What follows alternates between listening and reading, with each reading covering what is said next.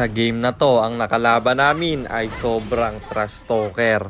Ang kasama niya pala guys ay yung dating blacklist na si Dominic. At etong trash talker guys, tinanong ko sa kampi ko, eto daw si QREM, TNC dati siya. MDL siya ng TNC guys sa mga hindi nakakalam. Sa pag-grind ko ng ML, halos puro roamer na amateur player yung galit na galit sa akin. And panoodin nyo hanggang dulo dahil napakaganda ng naging laban na to. Kasi kahit na trash talk yung roamer nila, sinabihan ko yung kampi ko na wag patulan. At mag-focus kami na ipanalo yung laban. Teka, baka kilala mo lang ako at lagi kang nanonood pero hindi ka pala nakafollow sa page. I-follow mo na yan, isa lang At kung hirap na magpa-rank up, mag-PM ka lang sa akin, lalaruin ko yung ML account mo. At syempre, may bayad yon. Kahit hanggang anong rank, pwede mo ipapilot. Kahit anong hero, pwede mong ipaspam. Basta may additional payment pag magpapaspam kayo ng hero.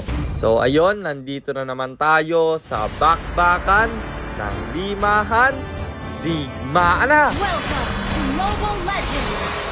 Simula pa lang ng game, wala pang 1 minute, trash talk na agad ang bumungad sa atin. At ganito yung mga laro na kahit wala na kaming tore, hindi ko isusuko. Kasi ang sarap ipanalo kapag trash talker yung kalaban nyo. At sumakto pala yung pick ko ng Harley kasi nanamid lang sila. At alam naman natin na yan yung pang counter dyan. Kahit may passive siya, mamamatay siya doon sa ultimate ko. Pero nagalit yung Roger kasama yung Chu. Niretry na rin ako at hahabulin nila. Buti na lang yung edit nakita tayo at pinlikiran niya. Nakatakas pa nga ako doon. May respong gagawin. Yung kadita namin, bagsak pati yung Roger at 3-0 na kami. Kami ang nakakakuha ng early game dito.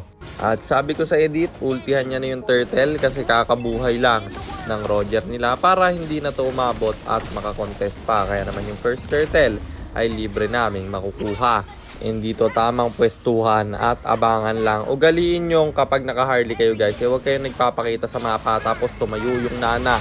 Kaya siya na naman ang ating punteriya. Nakatakas ulit tayo doon at napitas yung Nana pero kapalit naman yung aming Natalia. Dito nakasipa yung Chu. Siguro sa tuwing makakakill or makaka-assist yung Chu, tumatrash talk Ayan o, tignan nyo. Matik na. Siguro passive niya yan guys.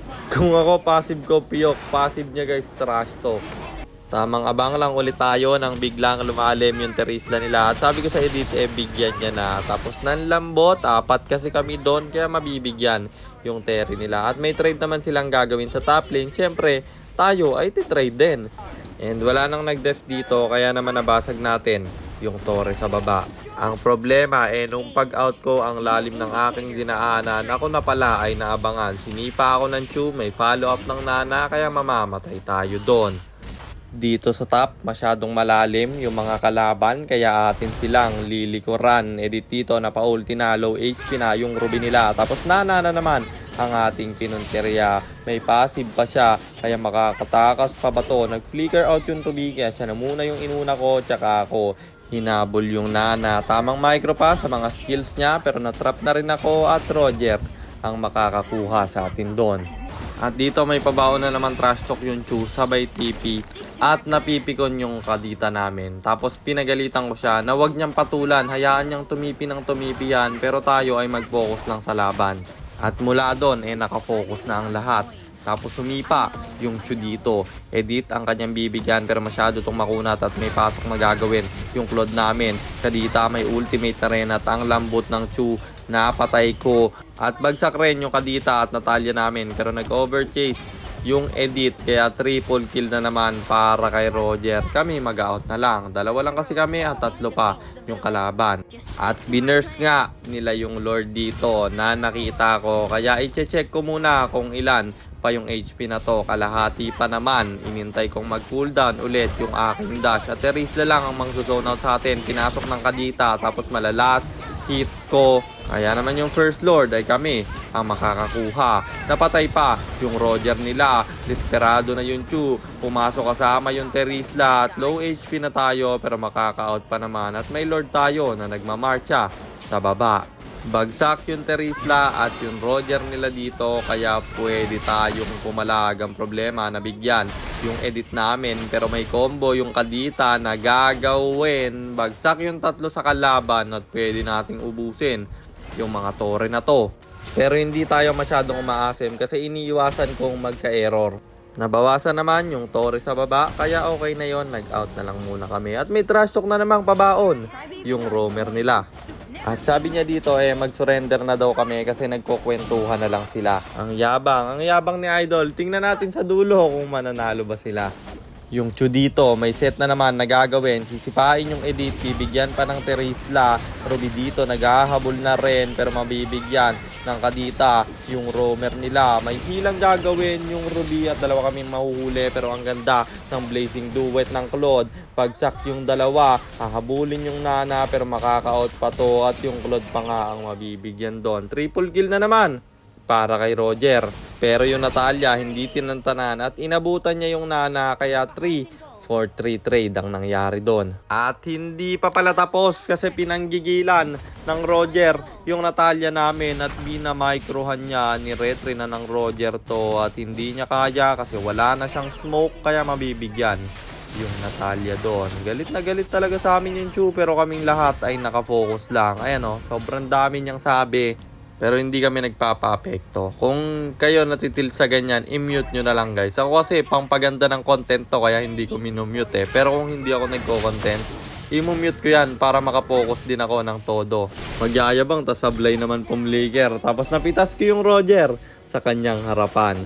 Kasi guys, kaya nasabi kong para makapokus ng todo, kahit papaano, yung pagbabasa nyo sa chat ng kalaban, nakakawala rin ng focus yan. At balik tayo sa game, wala yung retry holder nila, kaya ko-contest tayo. Pero hindi ako lumalalim, iniintay ko na mag-check boost yung sustain namin. At ayan na nga, nakaabang sila, ultimate, galing kay Claude, nanlalambot yung Ruby ng kalaban. Makaka-out pa to, pero Terisla na lang ang aking pinunteriya. Ang problema, naka-ati na siya, kaya makunat to. Pero low HP na yung mga pangharap nila, kaya pwede na naming i-burst yung Lord.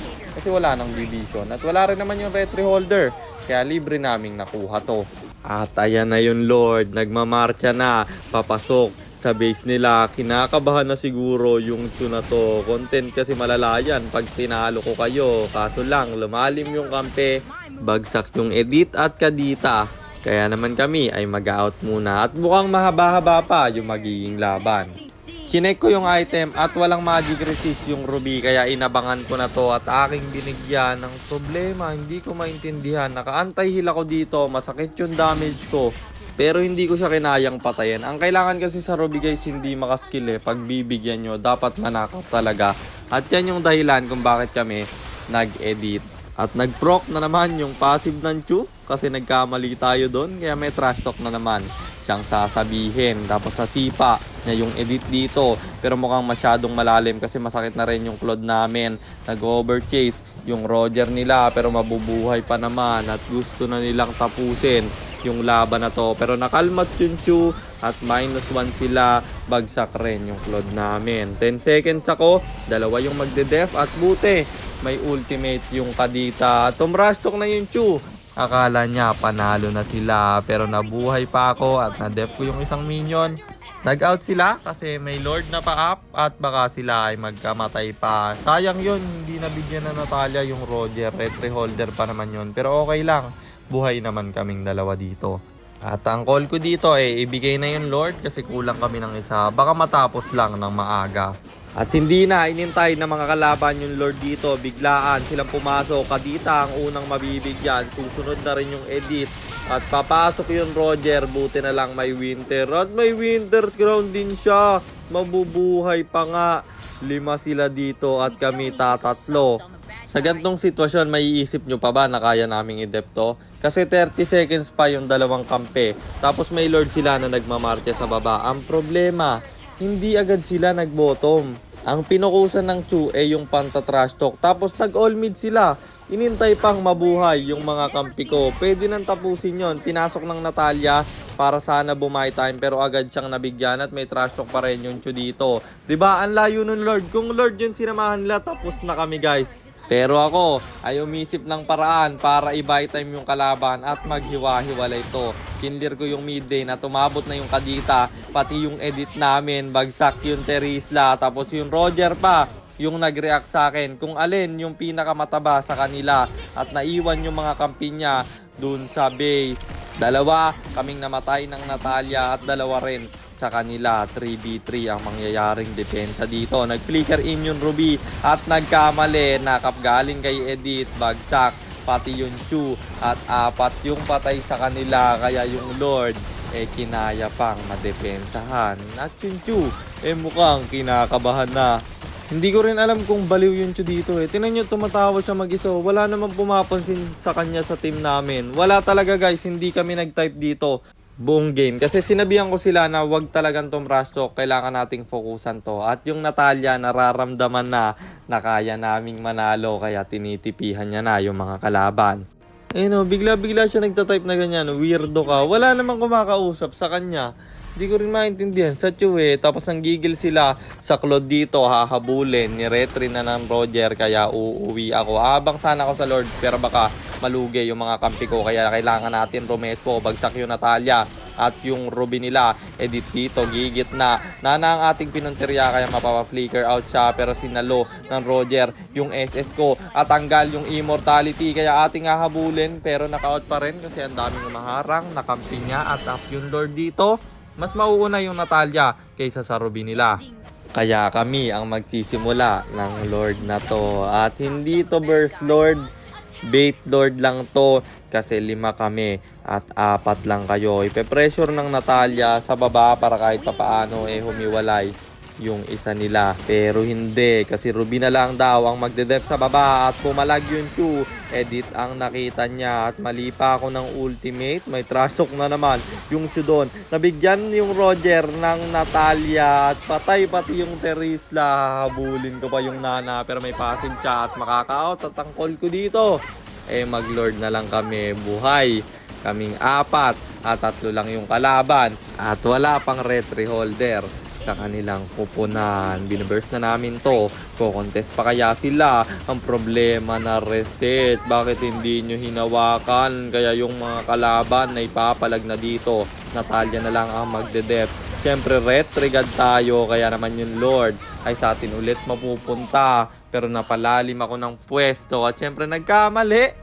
Tatawanan na naman tayo ng Chu na yan. At wala ako sa Lord na to, kaya error ko yon. At ang sabi ko sa kampi ko, intayin na lang nila ako. Kasi pag nag-overcommit sila dyan at 5 yung kalaban, dyan kami mayayari. Antayin na lang na makumpleto. At isa pang Lord to. Sobrang haba talaga ng game na to guys. Kaya sa mga nanood, mag-e-enjoy kayo. At dito handa na kaming rumeact sa Natalia kasi alam namin na lagi siyang binibigyan at yun na nga, sinipa to. Kaming lahat ay papunta na. Walang SS yung Chu kaya palag ang call ko dito. Kinombo na ng kadita yung Roger nila at Nana ulit ang aking punterya. Nakatakas pa to kasi may flicker siya at Terisla na lang ang aking pinukusan pero yung Ruby nasa likod. Roger dito 1 hit, hindi maaabutan ng edit pero yung Claude ay tamang basag lang. Tawa na naman si Chu dito at yung Nana na pa-winter pa. Makakatakas pa siya. Talagang palumpalo yung mga kalaban na to. Chu lang talaga yung mayabang at montik pa tayo dong mabigyan. Pa-flicker yung Ruby. Tayo'y hahabulin pero may buy and sell tayong gagawin. Ang problema masyado silang marami kaya hindi na tayo makakatakas dahil din sa sipa ng Chu at kulang kami ng 2 sa paparating na Lord na to. At tingnan nyo, 2 kaming bagsak, 60 seconds bago ako mabuhay. At naiisip nyo pa ba na pwede kaming manalo sa game na to? Iko-contest pa nga sana nila pero sabi ko i-back nyo na kasi kahit makuha nyo yan, matatapos tayo ng kalaban. 45 seconds pa kasi ko. At ang isa pang pinoproblema ko dito, sana ka ako lumampas ng 40 seconds bago nila makuha yung Lord. Hindi nila pinalampas kaya lalabas na agad yung Lord dito at mid lane pa. Buti na lang, yung Natalia, may malupit na naman na ginawa. Nabigyan niya yung Roger doon, kaya walang pang push yung kalaban. At yung Lord dito ay madedepensahan. Lag yung Claude namin dito guys, kaya rin nahihirapan kami. Nakita nyo tumayo siya sa top ng Lord, imbes na i-burst na. After ng game na to, nagsabi siya sa akin na lag talaga siya. Kaya nag-out muna kami after neto. At may trash talk pa rin yung Chu. Kahit na alam niyang lugi na sila. Ganyan yung sa mga basketball yung nananakit na lang kapag matatalo na. Pero kami ay nagmamarcha na papunta sa base nila. Sides clear ang sinabi ko sa kampi ko dito para makontrol yung minions. Kahit walang lord dyan, sobrang titigas na ng minions na to. Pinasok ng kadita at nag-tower lock yung Natalia. Siyempre tinulungan ko na rin. At yun lang, natalo si Idol sa kabila ng trash talk na pinaggagawa niya, natalo pa sila. At ayun, ang tinatawag na karma.